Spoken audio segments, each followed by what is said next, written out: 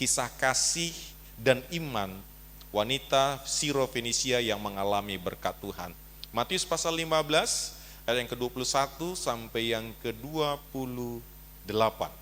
Dalam kisah ini Bapak Ibu diperkenalkan satu tokoh yang luar biasa, namanya nggak disebut tapi peristiwanya menginspirasi gereja Tuhan hari ini.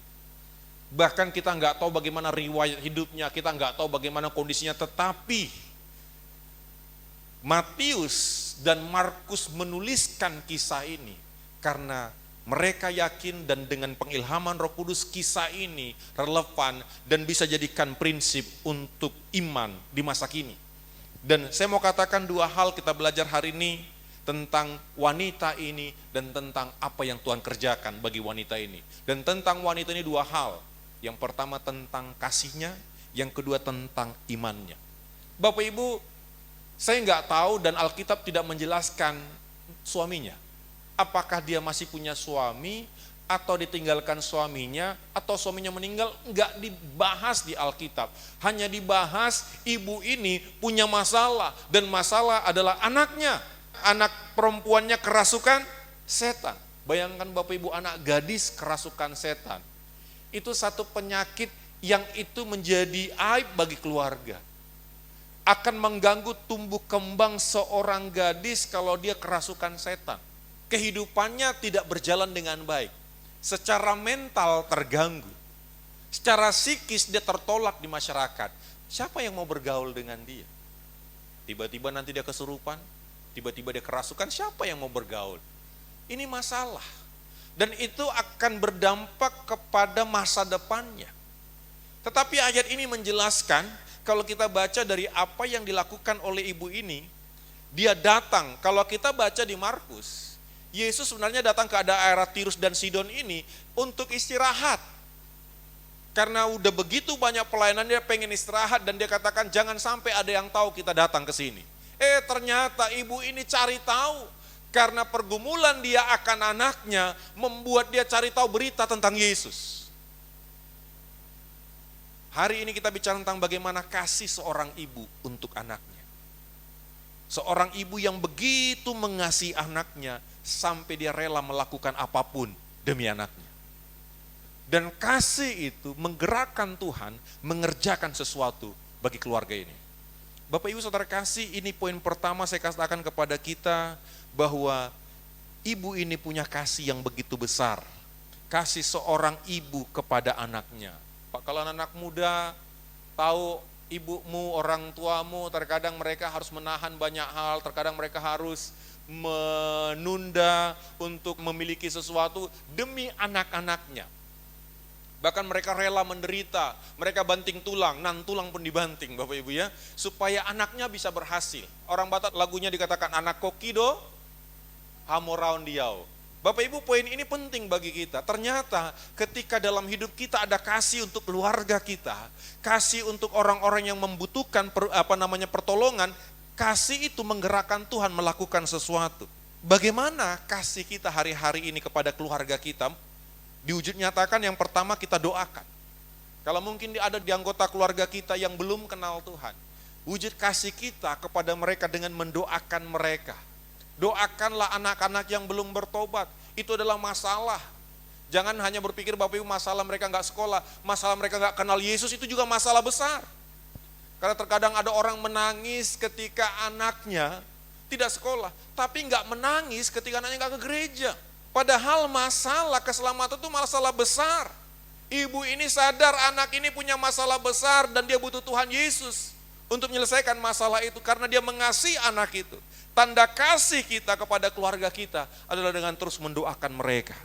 Kalau itu adalah suami yang bertobat, terus mendoakan suami.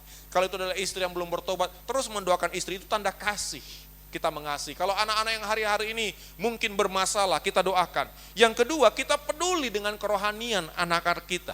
Kita peduli dengan kerohanian anggota keluarga kita, itu tanda kasih.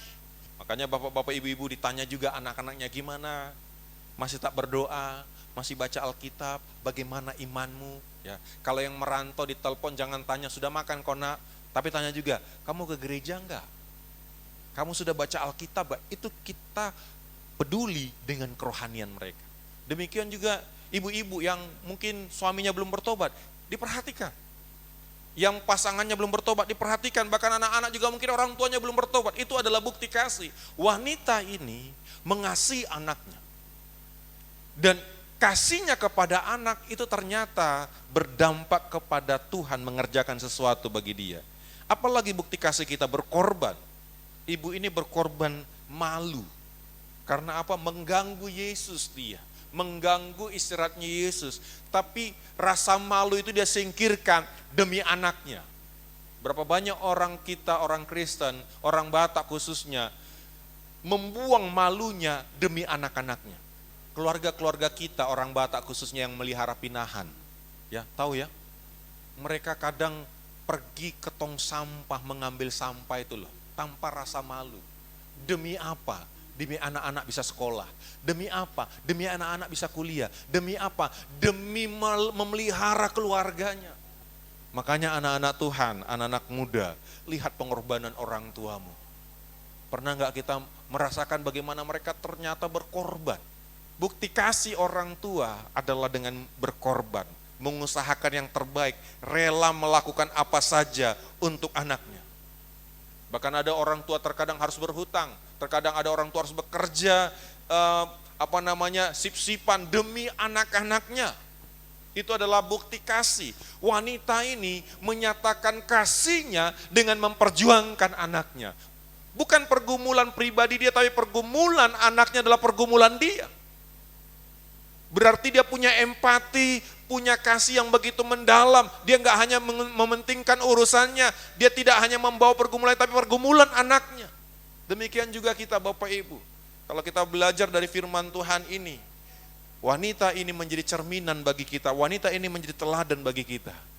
Bagaimana kepedulian kita kepada keluarga, kepada pasangan, kepada anggota keluarga kita, sebagai tanda bahwa kita mengasihi mereka. Kita peduli supaya mereka dimenangkan. Kita peduli supaya mereka dibebaskan. Anak yang kerasukan setan ini solusinya adalah dibebaskan. Bukankah itu yang kita baca dalam Lukas dikatakan membebaskan yang terbelenggu.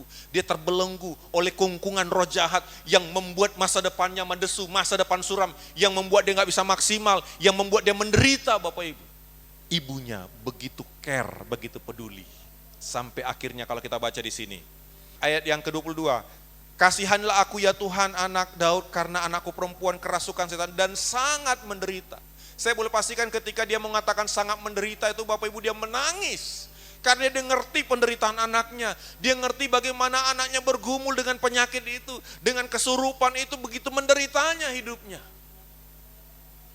Tapi wanita ini membuktikan bahwa kasihnya luar biasa.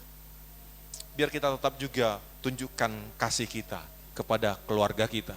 Mungkin masalah keluarga kita bukan masalah jasmani, tapi mungkin masalah rohani. Tunjukkan. Supaya satu keluarga diselamatkan. Kasihnya membuat dia melampaui batas budaya.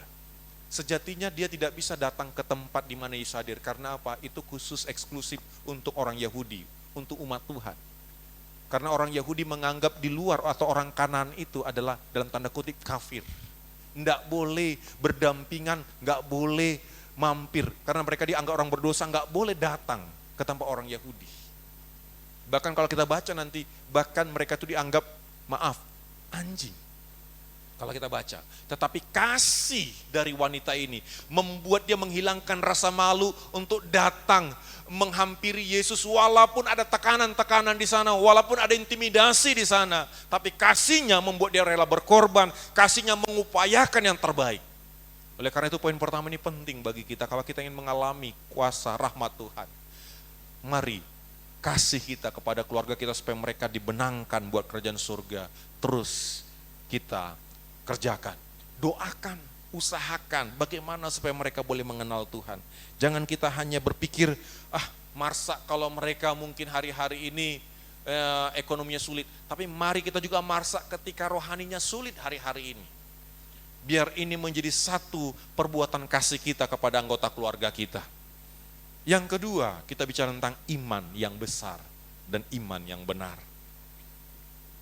Ketika dia datang kepada Tuhan Bapak Ibu, ini menunjukkan bahwa dia beriman kepada Tuhan. Dia enggak datang ke yang lain. Dia datang kepada Tuhan Yesus. Ini menunjukkan iman yang besar dan iman yang benar. Orang yang beriman, dia akan cari Tuhan. Dan Alkitab mencatat, ia datang kepada Yesus dan bersujud, tersungkur di kaki Yesus. Dia berteriak. Kalau kita baca dalam Markus 7 ayat 25 dikatakan, malah seorang ibu yang anaknya perempuan kerasukan roh jahat segera mendengar tentang dia, lalu datang dan tersungkur di depan kakinya. Ia menghampiri Yesus dan tersungkur di kaki Yesus. Ia memohon kepada Yesus untuk menolong anak perempuannya yang sakit atau kerasukan roh jahat. Imannya yang pertama, iman yang membuat datang kepada Tuhan. Yang kedua, iman yang pantang menyerah. Kalau kita baca di sini Bapak Ibu, ayat yang ke-23. Tetapi Yesus sama sekali tidak menjawabnya. Yesus tidak menjawab. Dicuekin. Kalau kita baca di sini dia sudah berteriak loh. Dia sudah datang kepada Yesus, nggak dijawab, nggak ada respon. Nomor yang ada 7 sedang sibuk dan nggak mau dihubungi. Bayangkan Bapak Ibu, betapa kesalnya kita ketika kita dicuekin.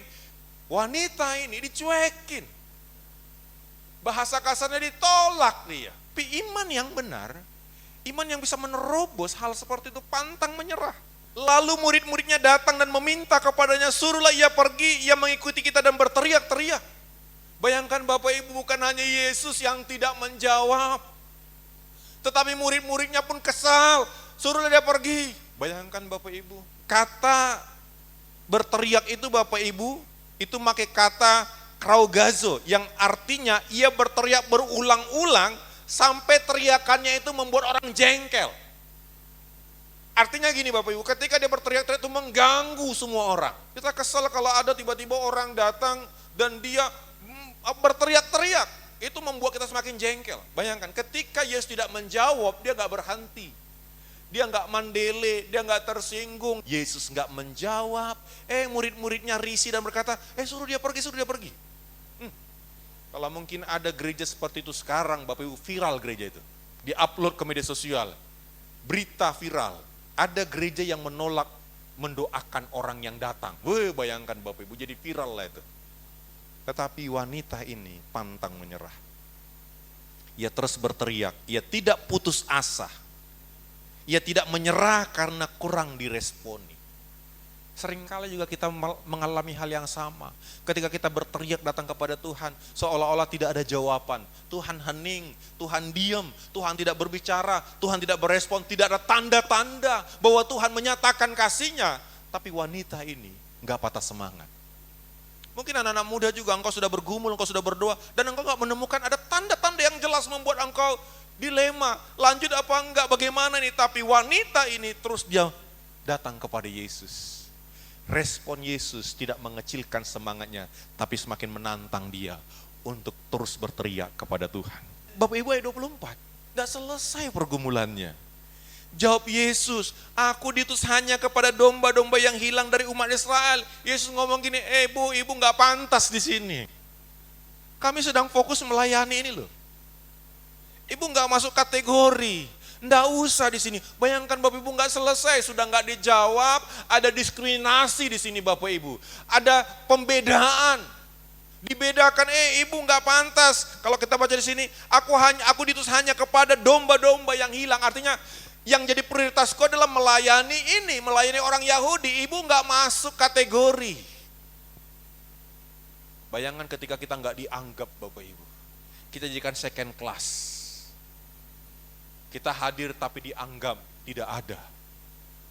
Betapa sakitnya hati kita. Bayangkan Bapak Ibu, wanita ini mengalami hal seperti itu. Tapi coba lihat, wanita ini dia bukan hanya punya iman yang luar biasa, yang pantang mundur, tapi dia punya kerendahan hati yang luar biasa. Ayat 25, tetapi perempuan itu mendekat dan apa? Menyembah dia. Sambil berkata, Tuhan tolonglah. Ada satu kerendahan hati yang mendalam dari wanita ini. Dia tersungkur di kaki Tuhan dan menyembah dia. Kerendahan hati ditunjukkan bagaimana dia bersujud di kaki Yesus. Dan bukan hanya bersujud di kaki Yesus Bapak Ibu. Kalau kita baca, ayat 26 belum selesai. Yesus menjawab, tidak patut mengambil roti yang disediakan bagi anak-anak dan melemparkannya kepada anjing. Ternyata iman yang sampai kepada tahap kita mau merendahkan diri di hadapan Tuhan. Iman yang benar itu ketika kita sampai tersungkur di kaki Tuhan dan mengakui kebesarannya dalam kehidupan kita. Kalau kita hitung-hitung penolakan Yesus ini sudah lengkap selengkap-lengkapnya. Terus dikatakan Bapak Ibu, tidak pantas memberikan roti kepada anjing. Bapak Ibu coba lihat penolakan. Betapa banyak orang hari-hari ini ketika merasa tertolak hidupnya menjadi hampa. Bahkan ada orang mengakhiri hidupnya karena tertolak. Tapi wanita ini, dia merendahkan diri serendah-rendahnya di hadapan Tuhan. Ketika Tuhan berkata tidak patut, tidak pas mengambil roti disediakan bagi anak-anak dan melemparkannya kepada anjing. Artinya gini Bapak Ibu, ketika orang lagi makan, yang diprioritaskan itu adalah anggota keluarga dulu. Setelah selesai makan anak-anak baru dikasih kepada anjing. Bukan anjing duluan dikasih makan, itu maksud Yesus. Kalau kita baca ayat selanjutnya dikatakan apa? Kata perempuan itu benar Tuhan. Dia enggak menyangkal, dia menyetujui apa kata Yesus, benar Tuhan. Tapi Alkitab mencatat apa? Anjing itu makan remah-remah yang jatuh dari tuannya. Ini Bapak Ibu bicara tentang maaf, anjing peliharaan. Bapak Ibu yang punya anjing peliharaan pasti dikasih makan, benar ya? Pasti dirawat. Dan bicara tentang ayat ini bicara tentang ada keluarga dan dia punya peliharaan. Yesus sudah ngomong gini, enggak mungkin gue kasih makan dulu anjing, baru anak-anak. Harusnya anak-anak dulu yang kenyang, baru sisanya kasih sama anjing. Nggak ada orang tua masak-masakan dikasih anjing sisa sama anak-anak, benar ya? Itu kualat orang tuanya. Tetapi wanita ini nggak komplain. Dia nggak sakit hati dengan itu. Berapa banyak orang sakit hati hanya karena mungkin perlakuannya nggak pas. Sakit hati hanya karena nggak dianggap. Sakit hati hanya karena ditolak. Sakit hati hanya karena nggak diprioritaskan. Sakit hati hanya karena tidak didahulukan. Wanita ini nggak sakit hati dengan statement dia berkata, benar nggak apa-apa, layani dulu mereka. Tapi aku percaya, aku pun akan dapat remah-remahnya. Dia mengatakan, tapi anjing itu dapat remah-remahnya yang jatuh dari meja tuannya. Artinya dia percaya, pasti dia diperhatikan, pasti dia ditolong. Walaupun statement Yesus seolah seperti itu, tapi dia mengamini, walaupun maaf, bagi manusia aku ini hanya sekedar seperti seekor anjing, tetapi pasti dipelihara apapun ceritanya. Dan Yesus mengatakan, maka Yesus menjawab dan berkata kepadanya, hai ibu, besar imanmu, maka jadilah kepadamu seperti yang kau kehendaki. Ibu ini memiliki kerendahan hati yang dibuktikan dengan sikap yang benar. Ketika kurang ditanggapi, tidak kecewa, tidak marah, tidak baperan, tidak tersinggung, tidak merajuk dia. Dan dia sadar diri, memang aku gak pantas Tuhan. Tapi aku mengharapkan belas kasihan-Mu, itu bahasanya Bapak. Memang aku gak layak, tapi aku butuh kasih karunia-Mu, belas kasihan. Dia gak datang dengan perasaan orang yang hebat, tapi dia datang dengan perasaan manusia yang membutuhkan anugerah Tuhan.